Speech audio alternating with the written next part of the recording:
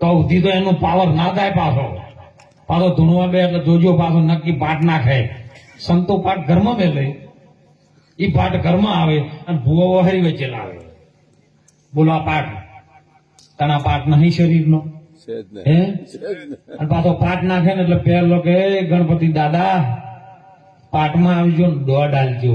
હવે તમે જ નક્કી કરજો, મારે કેવું માનવું માનજો, ના કેવું કોઈ નહીં. તમે ગોમમાં કોક તમારા પૈસા લઈ ગયો ના હાલતો જીતારામ મારા હે, તમે એને શું કહો કે દોઢ છે હાર્યો નહીં હાલતો, પૈસા લઈ લઈને નહીં હાલતો, વ્યવહાર હારો ના રાખતો દોઢ કહેતા હોય તો આ દોઢમાં તમે વિશ્વાચમ કરો છો કહો તો ખોળા પાથરવાનું ચાલુ થઈ જાય તો.